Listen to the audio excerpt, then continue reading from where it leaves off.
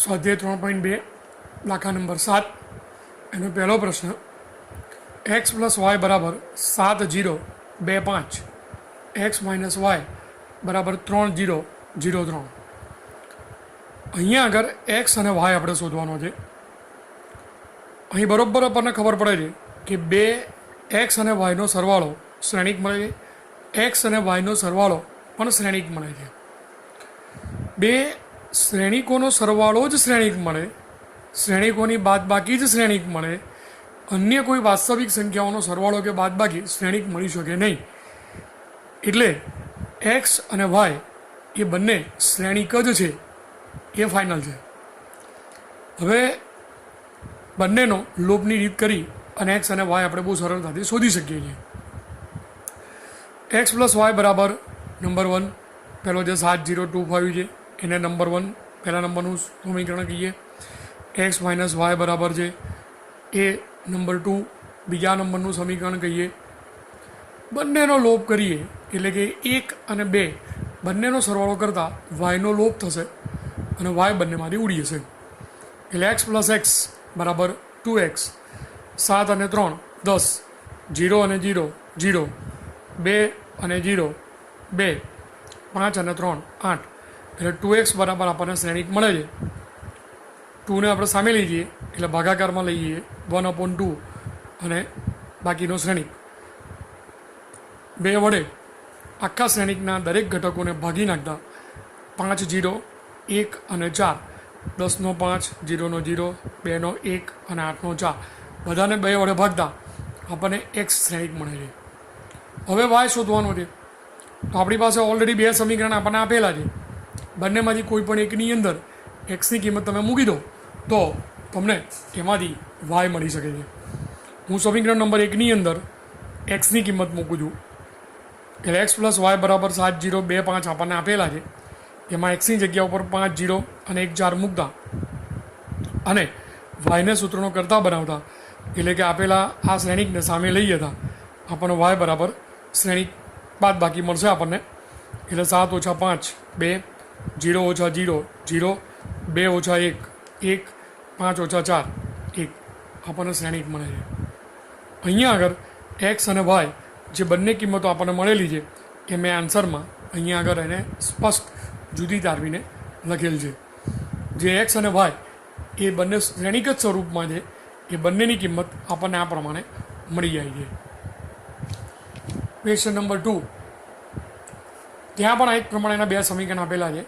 2x + 3y બરાબર એક શ્રેણિક આપેલો છે અને 3x + 2y એના બરાબર બીજો શ્રેણિક આપેલો છે. હવે અહીંયા આગળ પણ તમારે x અને y જ શોધવાના છે અને બંને x અને y એ બંને આગળના સમીકરણની જેમ જ એ બંને પણ શ્રેણિક સ્વરૂપમાં જ હશે. અને અહીંયા આગળ પણ લોપની રીત છે, પણ પહેલાં સમીકરણ કરતાં અહીંયા આગળ થોડીક ગણતરી લાંબી છે. કારણ કે સમીકરણ છે એ 2x + 3y એટલે કે ત્યાં આગળ x અને yનો સહગુણક સીધો હતો. x + y અને x - y હતા.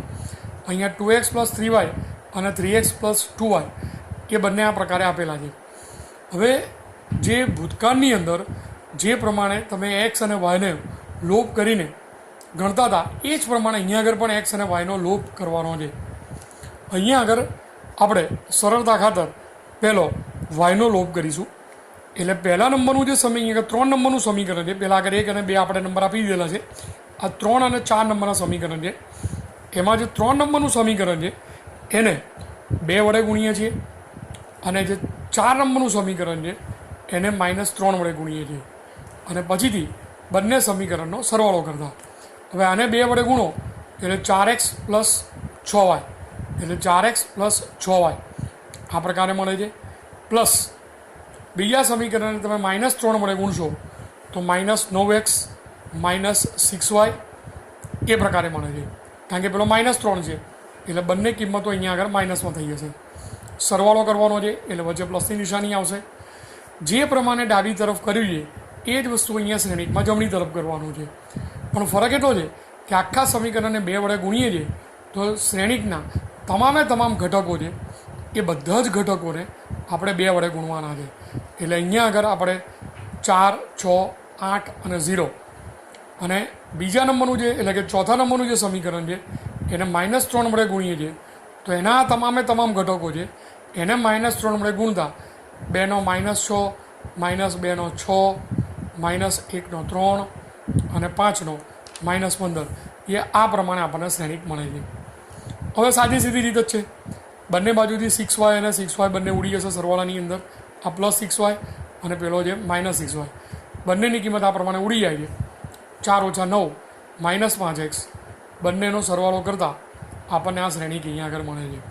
હવે અહીંયા તો આપણે x શોધવાનો છે. x શોધવા માટે આપણને ખ્યાલ છે કે અહીંયા આગળ xનો જે કોઈ સહગુણક છે એ xના સહગુણકને આપણે સામે બાજુ એટલે કે જે શ્રેણિક છે એ શ્રેણિકના તમામ ઘટકોને એના વડે ભાગી નાખવા પડે. એટલે -5ને આપણે સામે લઈ જઈએ તો અહીંયા આગળ -1/5 બને છે. એના તમામે તમામ ઘટકોને અહીંયા આગળ ભાગી નાખતા તો 2/5 12/5 -11/5 અને 3 એ આપણને કિંમત મળે છે. અને આ જે જવાબ મળ્યો એ જવાબ એ આપણો x છે. અને આગળના જે દાખલો ગણ્યો એ જ રીત પ્રમાણે એક્સની કિંમત આપણી પાસે જે 3 અને 4 નંબરના સમીકરણ છે એમાંથી કોઈ પણ એક સમીકરણની અંદર એક્સની કિંમત મૂકો એટલે બાકી વધેલા અજ્ઞાત વાયની કિંમત આપણને મળી જાય છે. અહીંયા આગળ પણ હું સમીકરણ નંબર 3નો ઉપયોગ કરીશ.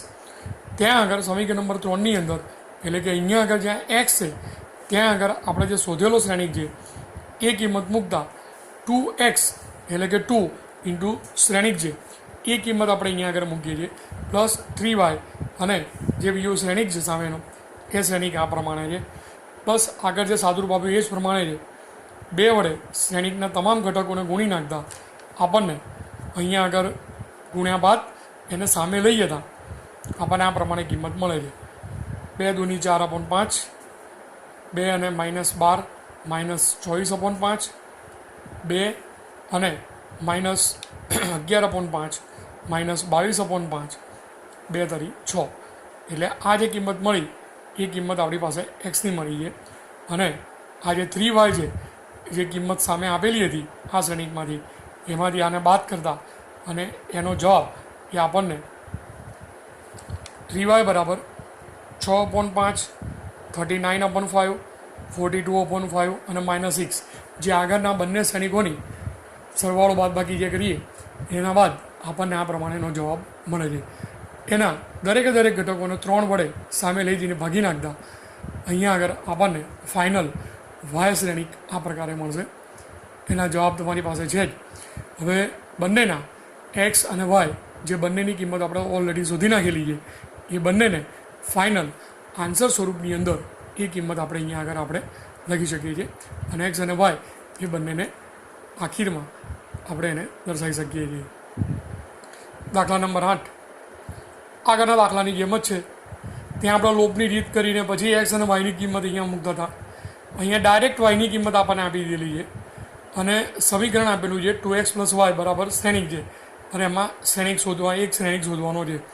જે આગળ ક્રિયા કરી હતી એ જ પ્રમાણેની ક્રિયા અહીંયા આગળ પણ છે. વાયની કિંમત જેમ અહીંયા આગળ આપણે જ્યાં એક્સની કિંમત શોધીને સમીકરણમાં મૂકતા હતા એ જ પ્રમાણે અહીંયા આગળ વાયની કિંમત જ્યાં આપેલી છે એ સીધી વાયની જગ્યા પર મૂકી દેવાની છે. અહીંયા આગળ વાયની જગ્યા પર એની કિંમત મૂકી દો. 2x + y = શ્રેણિક આપેલો છે એમાં વાયની જગ્યા ઉપર આ શ્રેણિક મૂકી અને સામે લઈ આવો એટલે એની બાદબાકી કરતાં 1 0 જે આપણને આ કિંમત ઓલરેડી પહેલેથી આપેલી છે જમણી સાઈડ એની એ જ કિંમત છે. અને વાયની કિંમત સામે લઈએ હતા આપણને બીજો શ્રેણિક આપણને જે અહીંયા આગળ વાયની કિંમત સામેલ હતા અહીંયા આગળ પહેલાં આ શ્રેણિકમાંથી વાયની કિંમત અહીંયા બાદ થાય છે. બાદબાકી કર્યા બાદ આપણને આ એક શ્રેણિક મળે છે. આપણે એક્સની કિંમત શોધવાની છે પણ એક્સ 2 વડે ગુણાયેલો છે એટલે 2ને સામે લઈ જઈએ અને એના ભાગાકાર કરીએ તો આપણને આ જે શ્રેણિક જે મળ્યો એના દરેક ઘટકને 2 વડે ભાગતા આપણને એક્સની કિંમત મળે છે. અને આ આપણો ફાઇનલ આન્સર છે અને આ આપણો જવાબ છે. દાખલા નંબર 9 આ પણ એવો જ છે. 2 શ્રેણિક એક આપેલો છે પ્લસ બીજો શ્રેણિક આપેલો છે અને = ત્રીજો શ્રેણિક આપેલો છે. અહીંયા આગળ પણ આપણે જે અજ્ઞાત આંકડા છે એક્સ અને વાય એની કિંમત આપણે શોધવાની છે. અહીં પણ એ જ પ્રમાણે 2 વડે તમામે તમામ ઘટકોને ગુણી નાખ્યા. અહીંયા આગળ એનો જવાબ આપણને મળેલો છે. બીજો શ્રેણિક છે એ એમને એમ જ યથાવત રહે છે. છેલ્લો શ્રેણિક છે એને આપણે જેમ છે તેમ લખી નાખતા. આ બંને શ્રેણિકોનો સરવાળો કરતા 2 + y 6 + 0 6 0 + 1 1 અને 2x + 2 અને 2x + 2 એટલે આ બંને શ્રેણિકોનો સરવાળો કરતાં આપણને એક શ્રેણિક મળે છે. સામેનો શ્રેણિક તો એમને એમ યથાવત જ છે. અહીંયા આગળ આપણે એક્સ અને વાય શોધવાના છે. એટલે બે શ્રેણિકની જ્યારે સરખામણી કરીએ એમ આગળ શીખી ગયા પ્રમાણે પહેલો શ્રેણિક બરાબર પહેલો શ્રેણિક, બીજો શ્રેણિક બરાબર પહેલો ઘટક બરાબર પહેલો ઘટક, બીજો ઘટક બરાબર બીજો ઘટક, ત્રીજો બરાબર ત્રીજો, ચોથો બરાબર ચોથો. શ્રેણિકની અંદરના બે શ્રેણિકને સરખાવતા સામસામેના ઘટકોને પણ સરખામણી કરતા અહીંયા બે જ અજ્ઞાત કિંમતો છે એક્સ અને વાય. એટલે 2 + y બરાબર 5 અને 2x + 2 બરાબર 8. તો y બરાબર 5 - 2 એટલે કે 3 અને અહીંયા આગળ પણ x બરાબર 3 એટલે x અને yની આ પ્રમાણે કિંમતો આપણને બંનેમાં મળે છે. દાખલા નંબર 10 એની અંદર પણ એ જ પ્રકારે સમીકરણો બનાવવાના છે જે ઉપરના પ્રમાણે આપણે આપેલા છે. એટલે કે 2 વડે આ શ્રેણિકના તમામ ઘટકોને ગુણી નાખવાના છે, 3 વડે આ શ્રેણિકના તમામ ઘટકોને ગુણી નાખવાના છે અને 3 વડે આના બધા ઘટકોને ગુણી નાખવાના છે. એને ગુણ્યા બાદ આપણને જવાબ નીચે આ પ્રમાણે મળે છે. હવે ઉપરની જેમ જ બંને શ્રેણિકનો સરવાળો કરી અને ત્રીજા શ્રેણીના ઘટકની સરખામણી કરતા. તો બરાબર ધ્યાનથી જુઓ. 2x + 3 બરાબર 9 પહેલું સમીકરણ મળ્યું. 2y + 0 એટલે 0 આપણે સરવાળામાં લખતા નથી બરાબર 12 એટલે કે 2y બરાબર 12. 2z - 3 બરાબર 15 ત્રીજું સમીકરણ. અને 2t + 6 બરાબર 18 ચોથું સમીકરણ. દરેકની અંદર એક જ અજ્ઞાત આંકડો છે એટલે અહીંયા આગળ સાદી રીતે જ x, y, z અને ટીની કિંમત આ પ્રમાણે આપણે શોધી શકીએ છીએ. બાકીના તમામે અહીંયા આગળ x, y, z અને ટી એ તમામ અહીંયા આગળ જવાબ આપણને આ પ્રમાણે મળી જાય છે.